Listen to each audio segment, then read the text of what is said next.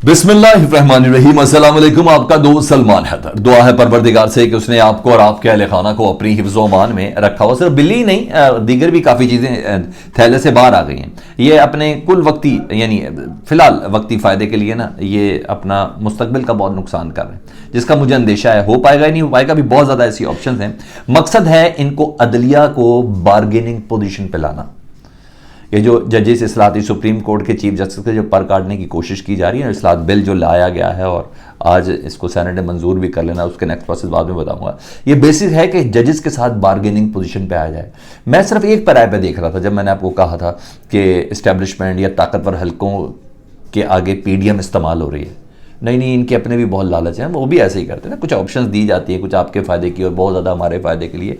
Justice काजी फायद को किसी side पे बुक करना हो, मुस्तकबिल में उनके पर काटने हो, मैं सिर्फ वो समझता नहीं। दूसरी चीज़ें ना सर, जिसकी बिना पर ही हो गए। और अगर डील हो गई तो मैं आपको बता दूँ, यही वो लोग हैं पीडीएम वाले जो इस वक्त एड़ियाँ उठा के ना जजेस और जुडिशरी के ऊपर जो तनकीद कर रहे हैं और जिस तरीके से बदतमीज़ी कर रहे हैं असम्बली के फ्लोर को इस्तेमाल करते हुए। तौहीने अदालत तो मैं शायद ना कहूँ कि हाँ, चीफ जस्टिस की जिस तरीके से तौहीन की जा रही है, ये सारे पैर पकड़कर माफ़ी मांगेंगे। अच्छा, ये इतने अच्छे नहीं रहे कि ये इस तरह की इस्लाहत लेके आएँ। अब ख्याल है चीफ जस्टिस को जो सुओ मोटो का इख्तियारात हैं उसके हवाले से कि इन्होंने असम्बली के अंदर बिल पेश किया कि वो इख्तियारात इस्तेमाल करता, वो गलत है। ये बिल दरअसल फिर अदालती इस्लाहत पर भागम भागम इसका ड्राफ्ट भी तैयार हुआ, काबीना ने इसको प्रूफ किया, फिर कौमी असम्बली के अंदर बाकायदा तौर पर ये पास हुआ। पास होने के बाद कायमा कमेटी के पास गया, कायमा कमेटी ने भी 19-20 करके फ़ौरन से पहले कर दिया और फिर आज सुबह सेनेट से इसने पास होना और फिर ये सदर मुमलिकत के पास चल जाएगा। सदर मुमलिकत के पास क्या ऑप्शंस होंगी इस बिल के हवाले से, इसको बाद में डिस्कस करते हैं, बल्कि बाद में नहीं पहले कर लेते। सदर 3 चीज़ें कर सकते हैं। एक तो सीधा कहेंगे जी मैंने इस बिल पर दस्तखत करने। दूसरा, वो सुप्रीम कोर्ट एक रेफरेंस भेज देंगे कि ये इस्लाहत है, मेरे लिए क्या है, मैं क्या इस पर साइन करूँ या ना करूँ। इन इस्लाहात को मुझे नहीं लगता कि ये आईनी है, तो वो चीज़ होगी। तीसरा, क्योंकि सदर ने कल एक इंटरव्यू में भी कहा था कि मेरे पर बिल जब आएगा तो तब मैं फैसला करूँगा, लेकिन हामिद मीर साहब से, लेकिन असूलन इनको सुप्रीम कोर्ट से मुशावरत करनी चाहिए। तो सदर के पास ये सारी ऑप्शन है।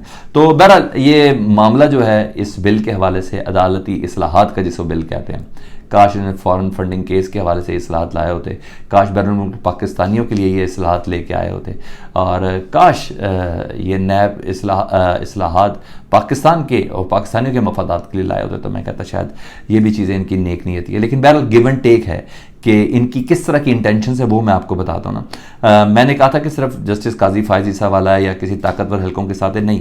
नई इस्लाहत के तहत काफ़ी चीज़ें अज खुद है ना। सबसे पहले नई इस्लाहत के तहत अज खुद नोटिस पर अपील का जो इख्तियार है ना, वो मिल गया। और ना सिर्फ हाल का बल्कि माजी में भी जितने अज खुद नोटिस हुए हैं उन सब पर अपील का इख्तियार मिल गया है, जितने भी सुओ मोटो लिए गए हैं। अब मैंने बात आसानी से कह दी, लेकिन मैं आपको और मज़ीद आसानी से समझाता हूँ। 1 माह के अंदर जितने भी माजी में सुओ मोटो लिए गए हैं और जिनके खिलाफ वो फैसले हैं, वो तमाम के तमाम 1 माह के अंदर बराह रास्त सुप्रीम कोर्ट में उन नोटिस के ऊपर अपील कर सकते हैं, जिसमें साकिब निसार साहब के खुद नोटिस शामिल हैं, जिसमें जस्टिस आसिफ खोसा साहब के सुओ मोटो शामिल हैं, इफ्तिखार चौधरी साहब के सुओ मोटो शामिल हैं, उमर अता बंदियाल साहब के सुओ मोटो शामिल हैं। केस एक ही है, वो मैं आपको बताता हूँ ना। सबके खुद नोटिस पर अपील का इख्तियार ना अब मिल चुका है इन तमाम अफराद को जी। ठीक है जी। और 1 टाइम ये अपॉर्चुनिटी दी। यार क्या बात है, क्या बात है। अपने घर को बचाने के लिए उन्होंने 1 टाइम अपॉर्चुनिटी ले ली है कि एक बार की अपॉर्चुनिटी 1 महीने के अंदर जिससे जो केस अपने ख़त्म करवाने, नाअहलियाँ ख़त्म करानी, तो वो करा लें थी। तो अब रही बात नवाज शरीफ साहब की, तो नवाज शरीफ साहब की सज़ा तो माफ़ नहीं हो सकती, हाँ उनकी नाअहली ज़रूर माफ़ हो सकती है, जिसके लिए सारा गेम बनाई गई है अगर ये हो जाए। क्योंकि नवाज शरीफ की नाअहली ना पानामा में अस्कुर नोटिस केस पर हुई थी, साकिब निसार साहब ने अस्कुर नोटिस लिया था। तो सज़ा तो एक उनको हुई है, लेकिन नाअहली की जो उनके ऊपर है तो वो शायद ख़त्म हो जाए। लेकिन बहरहाल ये रह गए दूसरे यूसुफ ज़ा गिलानी साहब, वो तो अपनी सज़ा काट चुके हैं। अस्कुर उन्होंने ख़त नहीं लिखा था ना सुप्रीम कोर्ट के कहने पर, वो अपनी सज़ा काट चुके। बाकी रह गए जहांगीर तरीन साहब। जहांगीर तरीन मेन आदमी है जी इन इस्लाहत के पीछे। यही तो जहांगीर तरीन थे जिनके साथ सारा मामला फायद हुआ। फिर पंजाब में और इस वक्त जितने भी अपोजिशन, सो कॉल्ड अपोजिशन कौमी असम्बली में बैठी, सारे जहांगीर तरीन ग्रुप ही है ना जी। हाँ, तो वो सारे जहांगीर तरीन ने बड़ा किरदार अदा किया था। तो इनकी नाअहली ख़त्म कराने के लिए भी अपील दायर की जाएगी। ठीक है, ये तो हो गया।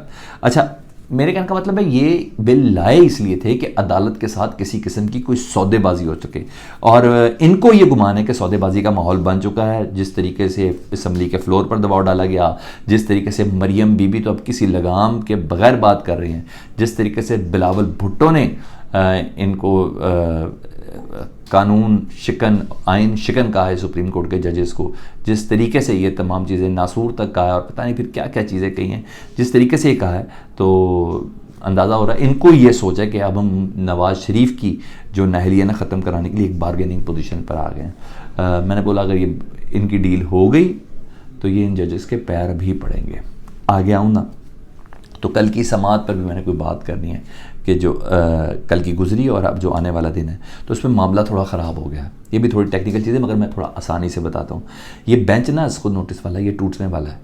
अस्को नोटिस वाला नहीं, ये इलेक्शन कमीशन वाला जिन्होंने तारीख जो दी है वो 8 अक्टूबर दी है, 30 अप्रैल की ना। एक बेंच है ना 5 रुकनी बेंच, इस पर जो बात है ये बेंच भी टूटने वाला है। वजह इसकी क्यों है? जस्टिस काजी फाइज उससे एक बेंच के सरबराह हैं, वो जिसने कुरान हिफ्ज़ किया उसके एक्स्ट्रा मार्क्स वाला मामला है नंबर लगाने का, तो जस्टिस काजी फाइज ही साहब उसके सरबराह हैं उस बेंच के।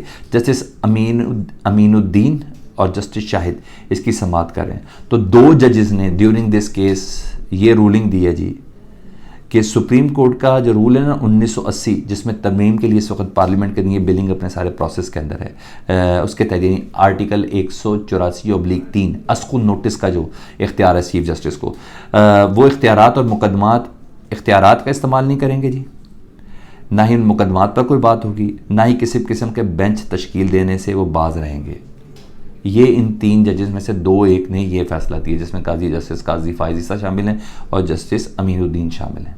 इन्होंने ये फैसला दिया, मतलब जूनियर जजेस सीनियर जज को काम से रोकने की कोशिश कर रहे हैं।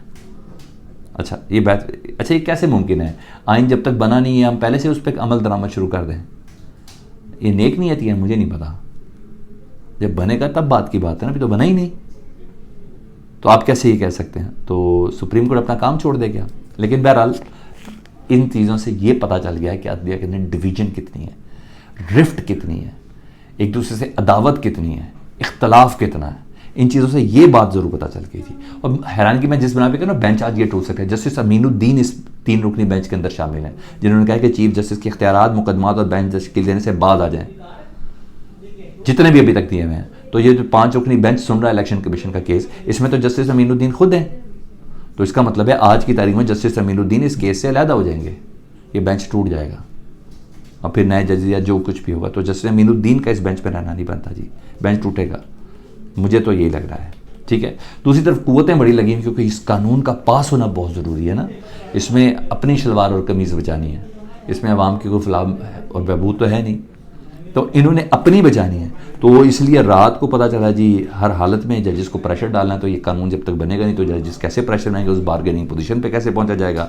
तो हर सूरत आज बिल पास करवाना है सेनेट से, तो बाकायदा तौर पर स्पेशल जहाज़ खसूसी तैयारे के ज़रिए जी रात गए ना ANP BNP PKMP और बाप पार्टी के कुछ लोग ना, इनको खसूसी तैयारी, ये नाराज़ लोग हैं मौजूदा हुकूमत से ना, अपने इत्तेहाद में होने के बावजूद इनको ज़बरदस्ती और कुछ सारी पता डील डूल करके जो कुछ भी है इतलात जो है उनको ज़बरदस्ती जहाज़ में बिठा के इस्लामाबाद रात को पहुंचा दिया गया है। तो अदालत को प्रेशर में लाना है, इसलिए जल्दी भी बहुत ज़्यादा है, और जल्दी इसलिए है कि नवाज शरीफ को हल कराना है। नवाज शरीफ को हल कराना तो ये सारी डील जो 11 महीने में पाकिस्तानियों का और पाकिस्तान का जो कीमा निकाला है ना, वो जिस असल गोल जो था अपने केसेस के अलावा वो था नवाज शरीफ की वापसी और बग़ैर गिरफ्तारी के ये सब चीज़ हुई। तो ये सारा उस तरफ मामला है जिसकी बिना पर तो बहुत बड़ी यार वैसे स्मार्ट गेम है, बहुत स्मार्ट गेम है लोगों ने खेली। तो बहरहाल ये है। दूसरा एक और टॉपिक है जिसमें मैं तफसीली बात बाद में करूँगा। शायद मेतला साहब ने जी इंटरव्यू का तीसरा पार्ट जनरल बाजवा से उनकी मुलाकात है ना, वो उन्होंने जारी कर दिया। बड़ा इंटरेस्टिंग है जी। डॉन लीक्स का मामला उन्होंने बताया कि डॉन लीक्स का सारा मामला कैसे था, जनरल आसिफ गफूर ने नोटिफिकेशन वापस कैसे लिया था, उसमें सुबकी कैसे हुई थी और उसकी वजह से क्या रिफ्ट चल रही थी, अवाम को किस तरह दुख हुआ था। डॉन लीक्स में परवेज़ रशीद साहब जो उसके मेन किरदार थे, जिन्होंने बाकायदा डॉन लीक्स में 70 मिनट की कॉल की थी सर अलमेडा को, जो सहाफ़ी थे ना डॉन के, सर अलमेडा जिन्होंने ये सारा डॉन लीक सारा छापा था कि किस तरह परवेज़ रशीद साहब वज़ीर इत्तलात शायद उस वक्त, तो वो किस तरह सारा गाइड कर रहे थे सर अलमेडा को कि फ़ौज के ख़िलाफ़, इस्टेब्लिशमेंट के ख़िलाफ़, फ़ौज की कार्रवाइयों के हवाले से। तो 70 मिनट की जो बदनुमा जो कॉल थी ना, उसका भी उन्होंने बताया कि वो कॉल में क्या चीज़ें थी। और उन्होंने ये बताया जनरल बाजवा साहब ने इस तीसरे हिस्से में, अगर ये तीसरा हिस्सा सही हो तो, क्योंकि इसको किसी भी लॉ ऑफ जस्टिस के अंदर, किसी कोर्ट ऑफ लॉ के अंदर चैलेंज नहीं किया जा सकता, क्योंकि वो बंदा सामने है ही नहीं। चाहे इसके कहे मेतला साहब कह रहे हैं कि मेरे पास एविडेंसरी सबूत है और ये बात डिसाइड हुई थी कि मैंने इसको गैर रस्मी गुफ्तगू के तौर पर शाया करना ही करना है। बहरहाल जनरल बाजवा साहब ने बताया कि मैंने नवाज शरीफ की किस किस मौके पर मदद की और कितनी मदद की। मरियम बीबी ने बाप को लल्ले कैसे लगवा दिया जी, वो भी उन्होंने बता दिया। मरियम नवाज से कम मुलाकात हुई, नवाज शरीफ से कम मुलाकातें होती रहीं, वो सारी चीज़ें उन्होंने बताई है। हाँ, एक इंकशाफ उन्होंने किया तफसील से, मैं खैर मैंने कहा अगले व्लॉग में आपको बताऊंगा कि जस्टिस आसिफ सईद खोसा जी, उन्होंने कहा कि वो ज़ाती दुश्मनी थी, उन्होंने कहा ज़ाती दुश्मनी थी शरीफ फैमिली से आसिफ सईद खोसा साहब की। उन्होंने कहा क्या थी, उन्होंने कहा 90 की दिहाई में आसिफ सईद खोसा साहब की बहन को तलाक दी थी शहबाज शरीफ साहब ने। 90 की दिहाई में शहबाज शरीफ साहब को पता है ना अक्सर शादियां कर लेते हैं, तो उन्होंने एक इनकी बहन को तलाक दी थी, जिसकी वजह से उनको गुस्सा था और जनरल खोसा ने बदला लिया है। ये बकौल मुबैना तौर पर जनरल बाजवा साहब बता रहे हैं। मतलब काफ़ी चीज़ें, इस पर तफसील से बात अगले ब्लॉग में करूँगा। अपना बहुत ख्याल रखें। अल्लाहुम्मा सल्ली अला मुहम्मद व आले मुहम्मद।